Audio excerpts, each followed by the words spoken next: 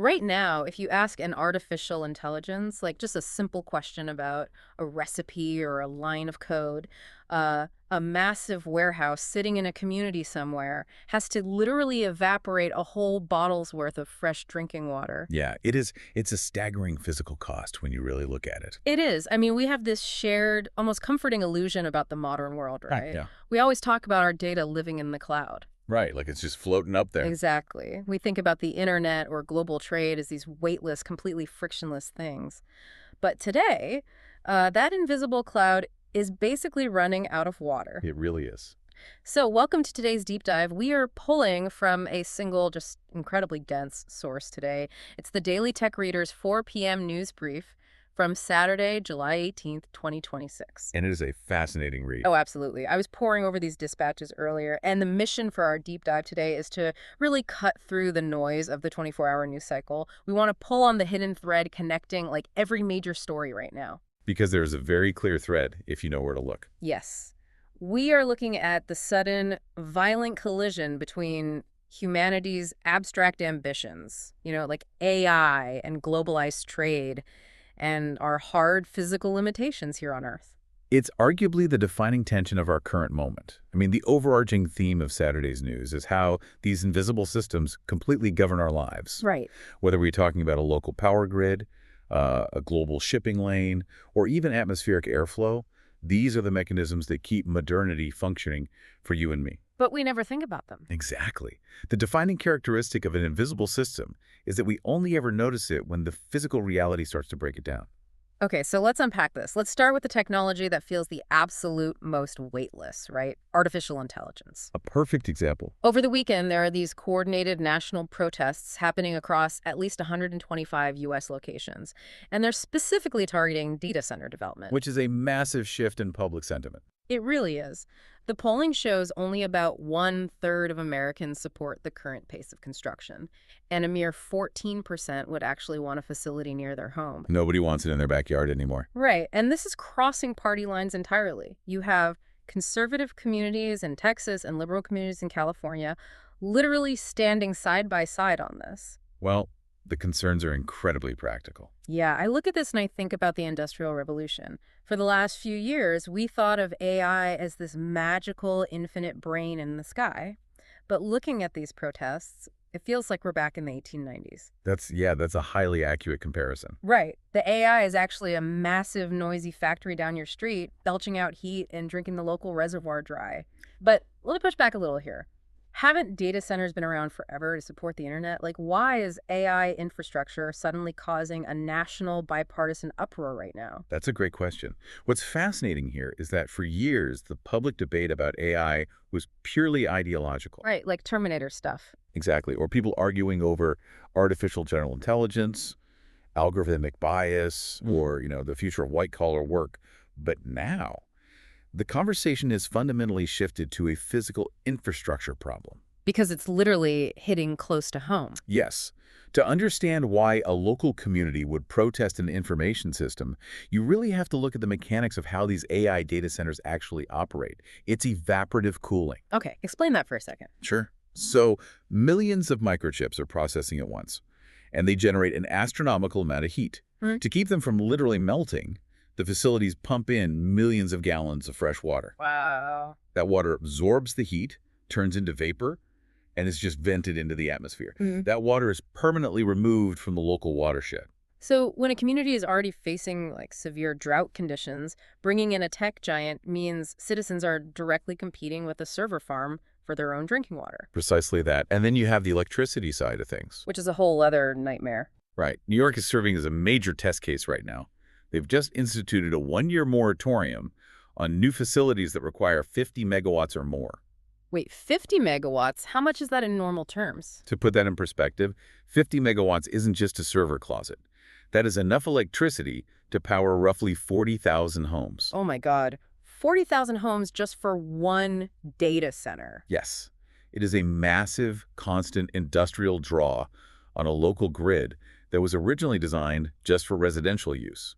So when a data center plugs in, Local utility rates often spike for everyone else in the area just to cover the load. The AI industry is hitting a very real physical brick wall. Which totally explains this massive new microtrend we are seeing in the brief today, the demand for local consent. Yes, the social license to operate. Exactly. These AI companies can't just quietly buy a plot of land anymore. Communities are waking up and demanding transparency. They want real community benefit agreements. They want to share the upside. Right. If a tech company is going to strain the water limits and spike the utility bills, residents are demanding local hiring quotas, tax revenue guarantees, and independent environmental monitoring. And you can actually see the financial markets reacting to this physical reality check in real time. Over the weekend, Apple actually surpassed NVIDIA in market value. That's a huge pivot. It really is. Yeah. We are watching investors rotate their capital toward companies that distribute AI directly to consumers on devices like Apple, rather than the companies whose entire business model relies on building out this incredibly contested physical infrastructure. Yeah, the major players are clearly trying to distance themselves from the concrete and steel side of the business. Like you have Meta reportedly negotiating a $10 billion compute lease with Anthropic. Right, which is fascinating. Yeah, Anthropic builds the AI models, but Meta is basically saying, look, we will pay you billions just to use your processing power so we don't have to fight zoning boards for 3 years to build our own data center. It's pure risk mitigation. But, while American companies are fighting over local utility grids, you really have to look at the geopolitical counterplay happening at the same time. Oh, the Shanghai AI conference. Exactly. At the Shanghai AI conference this weekend, Beijing pitched a completely different model. Through their 29-nation World AI Cooperation Organization, China is pushing open-source AI models as global infrastructure for developing nations. Right, and the source contrasts this directly with the U.S. approach, which is heavily reliant on the Pax Silica coalition. Yes, the U.S. is basically creating a closed ecosystem of trusted allies trying to lock down the semiconductor supply chain. Which is such a different mindset. It is. The U.S. treats AI as a frontier capability built by private corporations, constrained by local zoning and supply chains. But China is treating AI the exact way they treated roads and bridges during the Belt and Road Initiative. Wow, yeah. State-supported global infrastructure. Exactly. They are framing it as affordable global infrastructure, completely bypassing the corporate bottleneck to build geopolitical reliance. And you see that exact same mindset creating physical pathways as strategic weapons playing out far beyond data centers. When you look at the Middle East this weekend, it is just a masterclass in how fragile our global physical pathways actually are. It is incredibly fragile. We're moving from the local vulnerability of a U.S. power grid, right, to the severe geopolitical vulnerability of shared global resources. And the escalation reported today is significant. Iran has expanded its retaliation directly into Saudi Arabia. And they've suspended their interim agreement with Washington. They have, which essentially removes the last diplomatic off-ramps we had. It's really no longer a localized standoff. No, not at all. You have U.S. forces. We're talking over 50,000 personnel stretched incredibly thin right now. They are trying to manage a naval blockade, an air campaign, tanker boardings, and regional missile defense simultaneously. And the geographic spread is widening by the hour. Yeah, Bahrain and Jordan are having to intercept drones in their own airspace. And the reported targets inside Saudi Arabia are highly specific. The Prince Sultan Air Base, which hosts American forces, and the strategic Red Sea port of Yanbu. See, the targeting of Yanbu introduces a critical concept for anyone listening who's trying to understand modern conflict: route scarcity. Route scarcity. Okay, break that down for us. If we connect this to the bigger picture, Yanbu is incredibly strategic because it sits on the Red Sea. It is the primary backup route Saudi Arabia uses to export oil when the Strait of Hormuz is threatened. So it's the plan B. Exactly. By targeting the backup road, you aren't just attacking a port. You are attacking the redundancy of the entire global energy system. Wow. Whether it's data moving through a limited electrical grid in New York or crude oil moving through the Middle East, our modern world relies on physical networks whose capacity simply cannot be expanded on demand. When you hit the backup, the whole network panics. So what does this all mean for the listener, right? We are seeing that panic in the numbers. Brent crude is sitting around $88 a barrel. West Texas Intermediate is near $83. And China actually raised its domestic fuel price ceilings on Saturday just to brace for the impact. But what really caught my eye in this brief was the spike in diesel refining margins. For you listening, this is where a drone strike halfway across the world literally hits your grocery bill. Explain the domino effect of diesel here, because it's not just about filling up a gas tank. Right. Gasoline gets commuters to work, but diesel brings the physical world to you. I love that framing. Well, it's true. High diesel refining margins mean the cost to produce the fuel that powers heavy logistics has skyrocketed. Diesel powers the combine harvesters planting the crops. It powers the freight trains moving the fertilizer. And the refrigerated trucks delivering the food to the supermarket. Exactly. So when diesel margins spike, it creates a massive, unavoidable wave of global inflation that hits everything on the retail shelf within weeks. It's the ultimate invisible tax on all of us. But beyond the oil and the inflation, there is a detail from Kuwait in this briefing that I found genuinely terrifying. They are facing direct attacks on their desalination infrastructure. That is arguably the most critical escalation of the entire weekend. It's a nightmare scenario. We focus so much on the oil, but desalination is literally life support in that region. I was thinking about the mechanics of this. If you take out water treatment facilities in the extreme heat of the Gulf, you aren't just dealing with thirsty people. No, the cascading failures are immediate. Suddenly, hospitals can't sanitize instruments. Dialysis machines, which require massive amounts of ultra-pure water, become totally useless. Industrial cooling systems that keep the local power plants running shut down. It is a population-wide medical and sanitation emergency instantly. And you have to understand just how fragile desalination is by design. How so?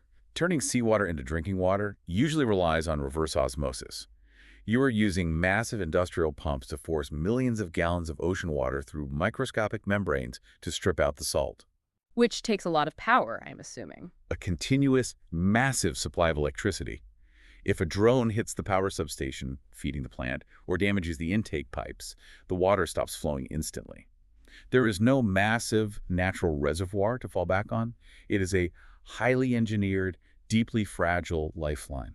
And you don't even need a missile strike to overwhelm this kind of invisible infrastructure. That is the domestic reality this weekend, too. Extreme weather is testing the very same invisible systems of health and safety right here in the U.S. The parallels are actually really striking. Right. The physical environment is testing our built environment to its breaking point.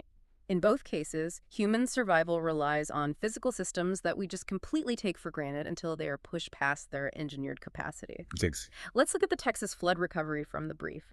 We are talking about at least 2 deaths and over 200 rescues. But I want to play devil's advocate for a second here. For you listening, it's really easy to feel numb to this, isn't it? Unfortunately, yes. We have floods every spring and summer. Right. It's a tragedy, but it feels routine. Is this weekend's flooding actually fundamentally different, or are we just paying closer attention? It is different because it exposes the hard limits of our municipal engineering. We build drainage and sewage systems based on historical averages of rainfall. Which are completely changing now. Right. The sheer volume of water falling now overwhelms those systems instantly.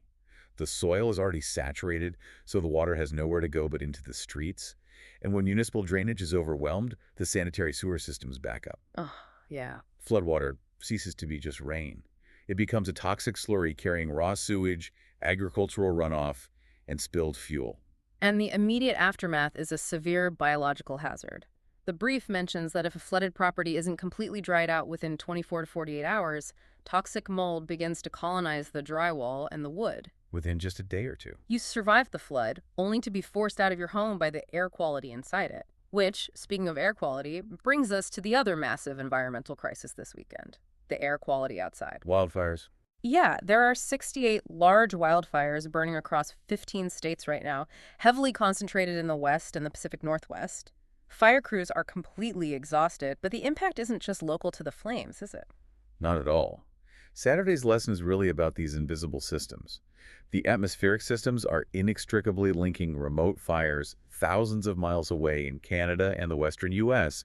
to the local cardiovascular health of someone living in a major city on the East Coast. It's wild. The Canadian wildfire smoke is heavily impacting the Midwest and the East Coast. And the insidious part is what it's actually doing to the human body. We are talking about PM 2.5. Right. Particulate matter that is 2.5 micrometers or smaller. Yeah, and the human respiratory system has natural defenses, right? Like coughing or mucus to keep dust out of our lungs. But PM 2.5 is so small, it bypasses those defenses entirely. It goes deep into the lungs and directly into the bloodstream. It's incredibly damaging. It causes systemic inflammation, aggravates asthma, and triggers cardiovascular stress, often without any immediate symptoms. People think if the sky doesn't look orange, they are completely safe. Which is a very dangerous misconception. Even when the skies appear clear, those fine particles can remain dangerously elevated. Yeah, the brief notes that industrial-grade N95 or P100 masks and portable HEPA filters for indoor air are required now. They're transitioning from specialty construction gear to mandatory daily health equipment for millions of people simply trying to breathe safely. Again, it is the failure of an invisible system. The atmosphere itself. Yes, we rely on the atmosphere to naturally dilute and filter pollutants. When the scale of the fires overwhelms that natural filtration, we have to artificially engineer our own clean air on an individual level. So the surface of the Earth feels utterly chaotic and constrained right now. We have geopolitical choke points in the oceans, failing power grids on land, and toxic air in the sky. Where is humanity turning in the face of all these physical limits? Upward and inward. Here's where it gets really interesting. We are looking up to space for solutions and gathering for mass media events for distraction. It is a profound duality in today's news. Let's look at the solution side first. Okay, so over the weekend, India's Skyroot Aerospace successfully launched the Vikram-1 rocket into a 450-kilometer orbit. This is a monumental achievement for them. It's India's first privately developed orbital rocket. And the technology behind it is what makes this a real game changer. Yes. They are using solid fuel stages and 3D printed engines. Tell us why solid fuel is such a massive leap forward compared to the rockets we usually think about. Traditional liquid fuel rockets are essentially flying plumbing nightmares. That's a great way to put it. Well, they require super chilled, highly volatile propellants. The fueling process takes hours, the valves are incredibly complex, and you can't leave them sitting fully fueled on a launch pad for very long. Too dangerous. All right. Solid fuel, on the other hand, is basically a highly controlled explosive cast into a cylinder. It is stable, it can be stored for months. When you need to launch, you essentially light the fuse and it goes. Wow. By combining that stability with 3D printed engine components, Skyroot has drastically reduced the manufacturing time and the cost. They basically took aerospace from bespoke, artisanal engineering to mass manufacturing. And this feeds directly into a booming space economy. India is actively aiming to grow its space sector from roughly $8 billion to $44 billion by 2033. But they aren't focusing on launching people. No, this entire economy is built on the small satellite market. Which brings us right back to the crises we just discussed. Exactly. Those constellations of small, cheap Earth observation satellites are the exact tools governments and emergency responders are using right now to map the floodwaters in Texas, track the density of the Canadian wildfire smoke, and monitor the shipping traffic bottlenecking in the Red Sea. We are increasingly relying on private space infrastructure just to manage the chaos down here on Earth. We are launching rockets to survive the planet. And at the exact same time, humanity is coping with all this environmental and geopolitical stress by gathering for a massive shared distraction. It is the World Cup finals weekend. The ultimate cultural focal point. You've got the third-place match tonight in Miami, France versus England. It's Didier Deschamps' final game as the French coach, and Kylian Mbappe is chasing legacy scoring records. A huge moment for sports fans. And then tomorrow night, the main event. Argentina versus Spain in the final in New Jersey. You have over 80,000 live spectators packing into a stadium and hundreds of millions more streaming it globally. This raises an important question, though, because even a sporting event of this magnitude cannot escape the physical realities of the weekend. Sports now operate as a deeply layered, highly fragile media system. Right. It's not just 22 players on grass anymore. No. It's the live 4K broadcast, the real-time statistical overlays, the global streaming networks, the social media clips. Every single piece of that digital distraction requires the exact same AI-optimized data centers, drawing the exact same water and power that are sparking local protests across the country. It's the ultimate closed loop. You need the massive data centers from our first segment just to broadcast the match. Yeah. But you also need the satellite technology from our last segment just to play it safely. Exactly. The organizers in New Jersey are literally monitoring the satellite feeds of the Canadian wildfire smoke and incoming lightning to ensure it is physically safe to put 80,000 people in outdoor seating. And down in Miami, the extreme heat and humidity are going to dictate the physical limits of the athletes. It forces hydration breaks and changes the entire tempo of the game. Even in our ultimate moment of global escapism, the planet is setting the rules. Every single layer of modern human experience, from how we process information to how we fueled our economies to how we entertain ourselves, is currently bumping hard against the physical limits of the Earth. Okay, let's take a breath and recap the journey we just went on because this has been an incredibly dense brief today. It really has. We started with the realization that AI isn't a magical cloud.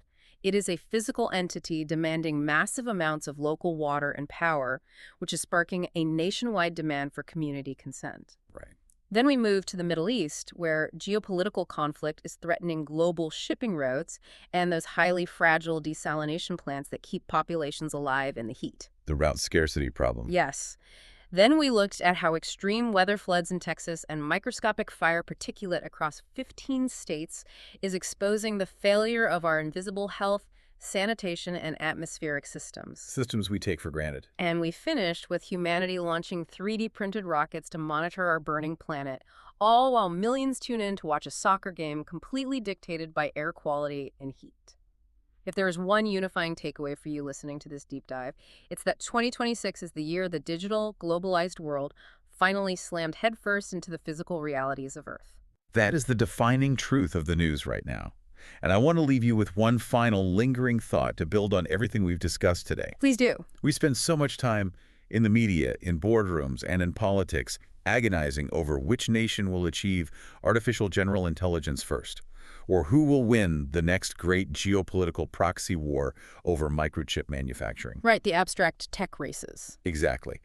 But looking at the sheer scale of the physical constraints unfolding across the globe today, you have to wonder, will the true superpower of the 21st century simply be whichever community can figure out how to keep its water clean, its air filtered, and its local power grid running? Wow, that is a phenomenal question, because when the invisible cloud comes crashing down, it's the physical foundation that actually matters. Thank you for joining us for this deep dive. Keep exploring, keep questioning the invisible systems around you, and as always, stay curious.